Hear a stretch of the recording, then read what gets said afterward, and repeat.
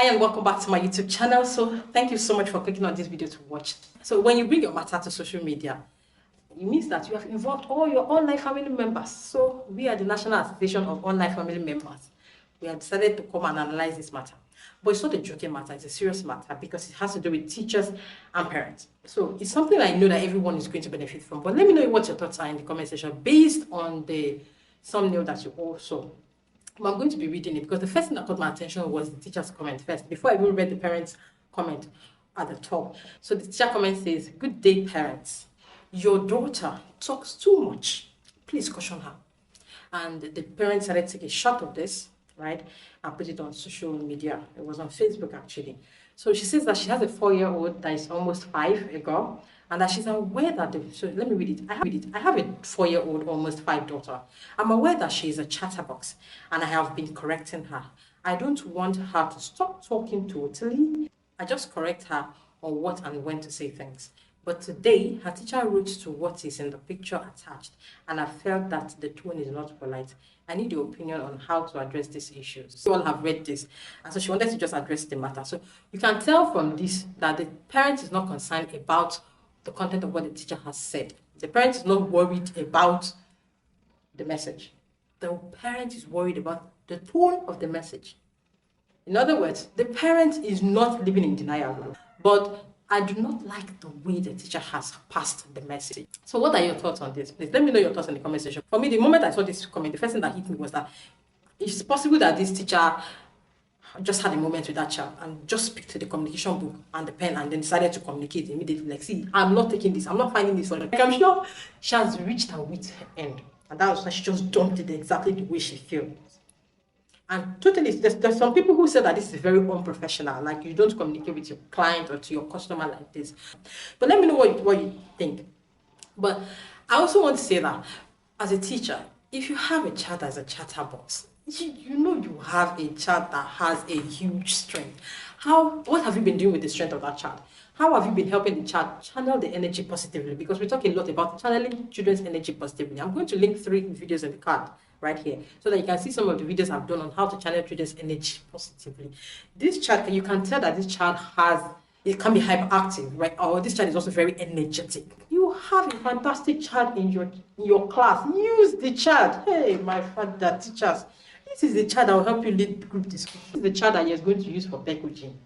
Because you know that immediately she's done with her task, she's going to start. So if you do not know how to extend her, if you do not want to extend her so that you do not have to mark, you can do peer coaching as soon as you're done XYZ.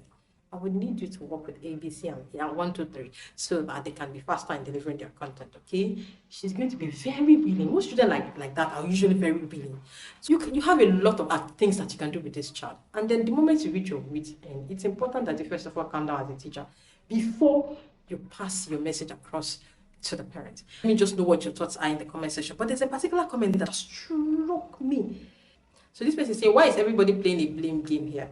None of the parties is at fault. Although the way the teacher presented the message is wrong, as far as I'm concerned, the girl has a unique quality and has to be channeled to a positive cause. This is one of the traits of a sanguine. I bet the girl is also hyperactive. This is a teacher keep giving his own comments to in the comment section. So instead of saying, caution your child not to talk too much, why not look at the quality that the child has and use that as a basis for redirecting the child's talkativeness to a quality cause? In the last session, I have a child who also was very hyperactive. The following suggestions are what I have employed to channel her hyperactivity and talkativeness to a positive cause. Number 1, I moved her to the front row directly opposite my table. Number 2, I assigned her a class job. She was in charge of book arrangements on the shelf. Number 3, she is an avid reader, so I used that to her advantage. She reads stories and I allow her to narrate them to the class during free periods or when I am busy. I never informed her parents that she is talkative because I believe they knew already. I allowed her to conduct class assemblies most times when we are not having a general assembly. I told her she would be sanctioned anytime she talks without any permission. The penalty is not a punishment, neither is it caning. I discovered there is something she hates doing, and that is exactly what she will do anytime she violates this rule. I allowed her to take part in quizzes and debates. So in other words, this is a teacher saying that this is what she would have or he would have done. But and I think I want to commend this honestly, because what we usually do is to channel children's energy positively in the right course. And this is when you have a child like that, it shouldn't even be a problem. You have an asset in your class, use your assets. Teacher, use it. And there are times where you can be triggered, there are times where you can be tired, there are times where you can be frustrated in quotes, because there are some of these children who some of their activities push you. Now, what can be a trigger for you or for teacher A may not be a trigger for teacher B, right? So find your trigger as a teacher. Is a child talking in the class a trigger for you? What I want to just bring out generally in this video is this. Find your tone of communication when you want to communicate, because the truth is that they're going to leave what you're saying and hold on to how you have said it. Then please work on your handwriting when you're communicating. You're a professional.